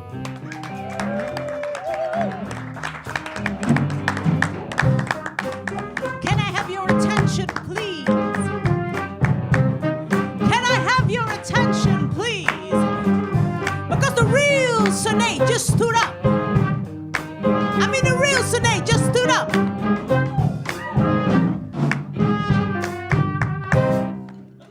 Thank you so much. To tell you the story that I'm about to tell you tonight, I had to give you a little bit of background about how I grew up. So I come from Texas in the United States. And actually, the song Strange Fruit is a very famous song in Texas. It is a very polarizing song in Texas, and it's one of my favorite songs. So I loved hearing it. Thank you for singing that. And I grew up in the heart of the Bible Belt of Texas. So I went to church every Sunday, sometimes Wednesdays. I went to church camp. I even did a class that was this 8-week program all about how to stay pure. Yeah, and for those of you who don't know what that means, it basically means you're gonna pledge your body first to God and then to your husband, who you're obviously gonna marry, because everybody is straight, of course. So this is how I grew up, and you need to know this before I tell you this story. The first boy that I ever said I love you to, his name was Pedro. And we dated in high school, and we would walk to class together holding hands, and we would pass notes to each other that would say things like, every time I leave you, it's like a baby bird leaving the nest. Or, I mean, we were like 14, so we weren't, writers. We wouldn't consider ourselves writers at the time. And he used to wait for me at the bottom of the stairs in between classes, and he would always have something, like a flower or candy, and he would kiss me on the cheek. And he was amazing. He was an amazing person. Everyone loved him. He was just a very cool, very calm and collected guy, especially for a 14-year-old. I mean, he was also very tall, but very skinny, but like that awkward teenager skinny, And he was the kind of person that if you ever had a conversation with him, and it could be about anything, he could ask you, or you could ask him what class are you going to next, and somehow we would magically end up on the subject of, what the meaning of life was, or, what love was all about. So one day during lunch, we found ourselves in this little secret stairwell. Yeah. And we were standing very close to each other. And I could hear his heartbeat through his chest, and it was pounding. And I wondered if he could hear mine. And he moved my hair out of my face. And I remember him just putting his hand on my cheek, and he leaned in close. And my breath hitched a little bit. And he put his hands on my back, and I put my hands on his back. And he was moving his hands down, and they were on my hips, and he was pulling me in even closer and tighter, and the smell of the fruity chapstick I was wearing just was kind of mixing in between both of us. And he put his lips on mine, and it was so warm and soft and sweet. And at that moment, this voice popped up in my head that was like, "You should save yourself for Jesus." So I grabbed his hand and I pushed it away. And he said, "I'm sorry, is this too much? Am I hurting you, or is everything okay?" And I said, you know what, I can't do this way. I'm saving myself for marriage. And he was like, "Oh, okay, isn't this something that, people who love each other do? Isn't this what they share?" And I said, "Not in my faith." So he said, "Okay, you know what? I love you, and, I can wait. We'll wait." So for months, we spent days talking to each other on the phone, and we would talk about where we wanted to go to college, and what we wanted to major in, and how many kids we were going to have when we got married. And one day, we would occasionally find ourselves in the stairwell again, and the electricity would build, and I would find some excuse to get out of it. So we're speaking on the phone one night, and I say to him, "I can't do this." And he, "What do you mean? Do you not love me anymore?" And what I wanted to say was, "Yes, actually, I love you so much. I have so many feelings for you, both in my heart and in my body, and it's just, it's so hard to have all this and contain it and not get to share it with you, and it's too hard for me to fight myself and be with you than it is to just be alone." I didn't say any of that, of course. Instead, I just said, "No, I don't." We hung up the phone, and I didn't talk to him or see him for 2 years after that. Now I'm in university, and I'm at this huge house party, typical American-style house party that you see in movies, where there's a bunch of people in one room, there's drinking games, and people are going crazy. There's, dancing and loud music in another room, and, I go to the kitchen because that's where the drinks are, and I'm starting to make myself a drink, and across the kitchen, I see Pedro. And we lock eyes, and immediately he starts walking over. And he comes up to me, and I'm thinking, "Oh no, we never really have talked since our last conversation. I don't know what I'm gonna do." And he just gave me a hug and said, "How are you?" And we spent the rest of the night just talking about everything. We talked about life and the meaning of love, and we talked about our families, and we talked about, what we wanted to do after college. And, occasionally the subject of us would come up, and we were both very careful to not go too far on that subject. It was very polite, very cordial. And then midnight hit, and everybody was pairing off at the party, and it was just he and me left. And he moved my hair out of my face, and he stepped in closer, and I could feel my heartbeat in my chest. And he grabbed my hips and he pulled me in really tight. And then we kissed. And, you know, it was a little awkward and tense, but it was still soft and sweet and strong. And his hands were running down my back, and I had my fingers in his hair, and all of a sudden these voices come back in my head, and they're like, you're supposed to save yourself for Jesus. You know, oh, don't be unfaithful to God. Oh, don't be ungrateful. Don't be a whore. And I grab his hand, and I lead him into the bedroom. Thanks.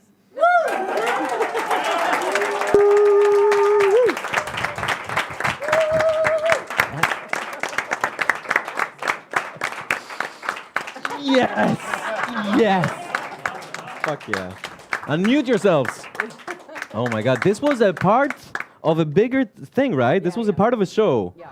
You have a show coming up soon in Zwolle in the festival. Yeah. That's happening there, but that means that we're up and running again, like we're out and about, yeah? Yeah, this is actually the first time I performed a piece from the show since last October. Since last October, wow, wow, wow! So good luck with the restart of the tours and the traveling and the performing and everything. I'm sure it's very exciting. On the theme of unmuting ourselves, we had a last question that was like, if you had a worldwide radio station for an hour, I don't know what happened there during the Voxpop shooting that you somehow an hour became 24 hours. I don't know. There was a misinterpretation of the question there. But if you had a radio station for 1 hour, which you do, by the way, you have a podcast, Cor, no? You have your own podcast. Yeah. So if you didn't have a podcast, but you were given an hour on a worldwide radio station, what would you talk about or what would you broadcast for this 1 hour? I would broadcast the bullshit about anti-vaccines. Okay. Because my mom is an anti-vaxxer. And on Saturday, I was in the line for getting a vaccine.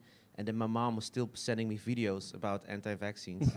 What did she send you? Like people like with scissors stuck in? Yeah. She checked if after I got my vaccine if I was magnetic.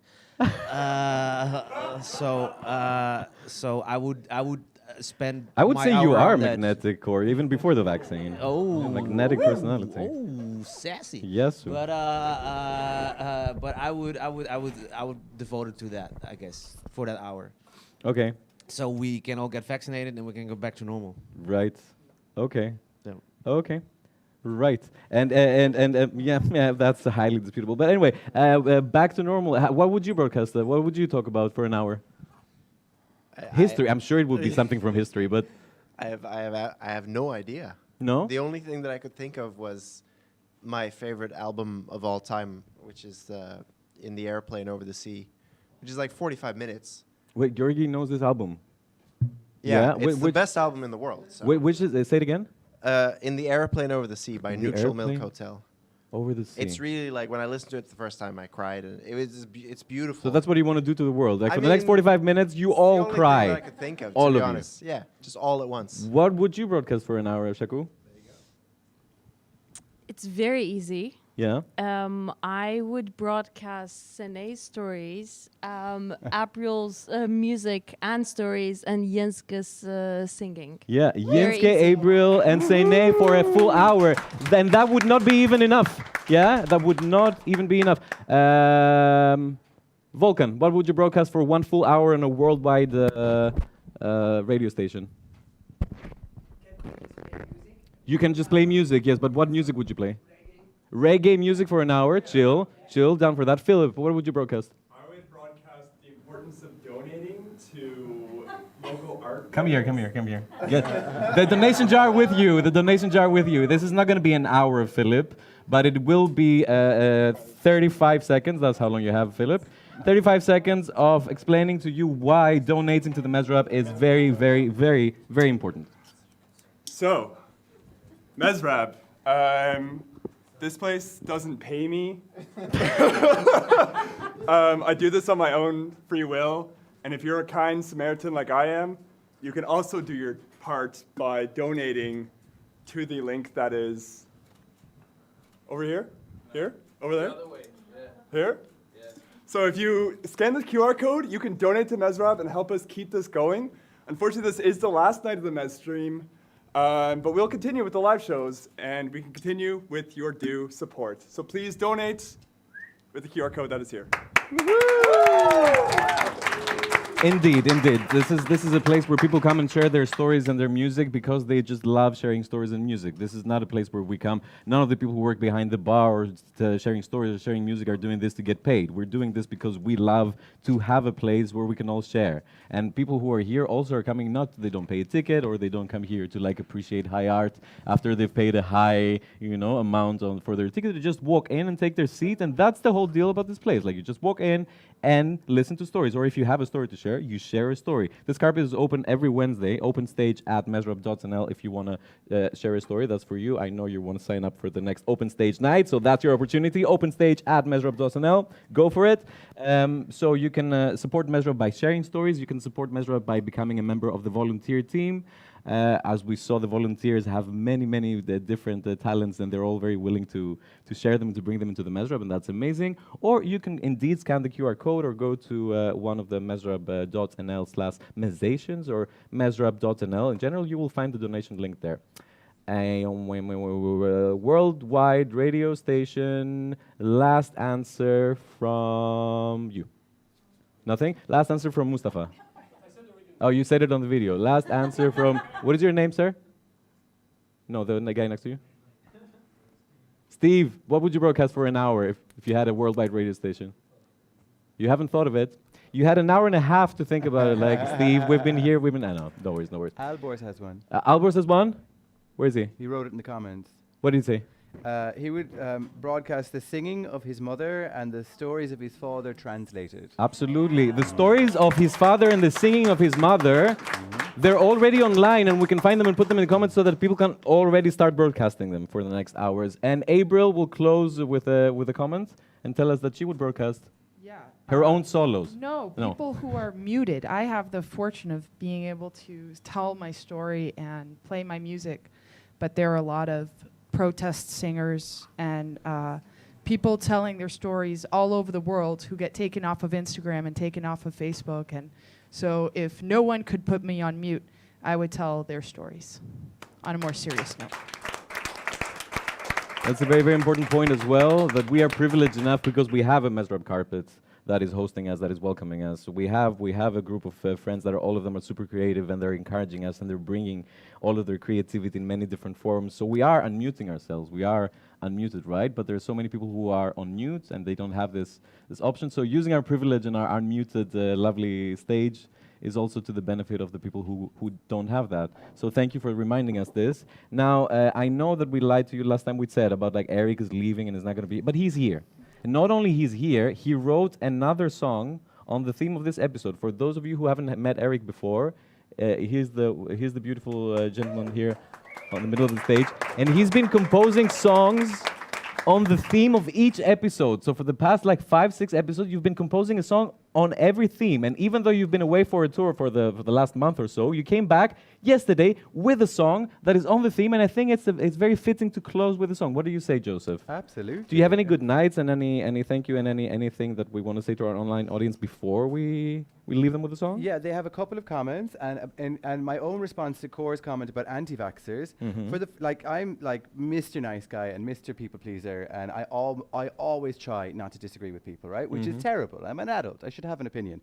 But this vaccination thing. Yeah. It's the first time that I really feel strongly that really we should all be getting vaccinated. Right. And these people that don't think we should get vaccinated Right. do irk me. Yeah. Right? Okay. Yeah. So I tweeted. Yeah. I tweeted. Like we've made it 15 months without mentioning this shit. Why do we have to do it now? People who don't want to get vaccinated are entitled to their own opinion, selfish pricks, dangerous gobshites, or poor creatures. I fully disagree with the whole the theme of the episode is unmute yourself. Uh-huh. I see what you did there. Okay, I see. So I should be not muting you. You've been muting me. No, I'm Yeah, sorry. I'm yeah, sorry. That's okay. I'm It's sorry. all right. We'll move on with the show. There's not much left to it. There's just one song. We should not make it about vaccines. It's like the last 3 minutes of the show. You're breaking that. We've made people cry. Like we've all been reminiscing the past year and a half. It's been gorgeous. It's been I loved it's been a good run, no? Yeah, Thanks, yeah. Joseph. Thank you. Thank you. Yeah. But The final comment. Ruland. Do you remember Ruland, our storyteller? Who's a How bit can we Belgian? forget Ruland? Who's a bit Belgian and a bit Irish. He says, good man Finnegan for the Vox Pops. Annalena says, love the Vox Pops. Ola says, music helps her sometimes in the hardest of places. And Ruland says, yup, the Unmuted. I swear this is my favorite band right now. Shivers. Yeah, right? The Unmutables. Yes. This is also one of the wonders of last year. Yeah, this is one of the things that formed in this last year that we said was a challenging year. But one of the beautiful things that happened is that this fantastic group of musicians met and kept meeting and kept playing music. Exactly. So yeah, it's been a lifeline for us. Yeah, this is how we made it through the winter actually, by just meeting on Sundays and playing music together. Oh, that's amazing. Yeah. Gorgeous. And I think that the last comment that we'll have to end the show with some hope for the future. There's no way you can read that, honey. Try your best. It's from Mehmet, and it says, see you next Wednesday. Oh, he's coming? Yes, Mehmet, So yes. there's life after tonight's show. So this is it. This has been a year and a half of streaming. This has been a year and a half of continuous effort to make a connection and establish a connection, or to not lose the connection that we used to have. This has been a year and a half of learning and acquiring new skills and crying sometimes and fighting sometimes, but most of all, being here and being together and sharing stories. And we made it through. It's been a year and a half, and it's almost over, or we hope it's almost over. But what is definitely happening is that we're meeting here again. So Wednesdays are open, Fridays are open. You can all come here. This is the last chance that you get to experience this from the safe distance of your couch. For the next time you see us, and for the next time you listen stories from us, you will have to bear with our sweat and a bit of spit that exits on earth, and a bit of, and a bit of humidity in the air, and the smell of thick lentil soup, and we're gonna, start touching each other again, and start kissing each other again, and all these wonderful things will happen. Thank you all very much for being here and for making this happen. Thank you all very much for being here and for following this for the past year and a half. And we'll end the night with a song by Erik Sjöholm. Be well. Love you all. Thanks for doing this, and see you very soon around this carpet to share more stories and music. Yeah.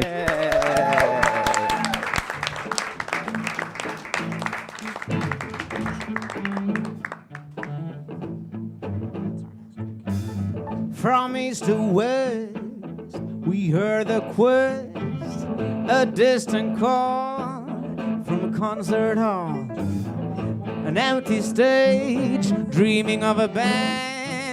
Everybody knows when the story goes bam. Unmute yourself. Unmute yourself. Unmute yourself. Unmute yourself. Give me that horn. Give me that groove. Give me that funk, soul, rhythm, and blues. Give me that jazz. Give me that vibe. Give me that high fly, sugar and style. Just to look at my eye. You know what to do now. Everybody raise your hands to the sky. Everybody raise your hands to the sky. Everybody raise your head. Unmute yourself. Unmute yourself. Unmute yourself. Unmute yourself. The Unmutable band is playing my favorite song. Ooh, ooh, ooh. We are the people who never stop to sing along. Ooh, the Unmutable band is playing my favorite song. Ooh, we are the people who will never stop to sing along. Ooh, unmute yourself. Unmute yourself.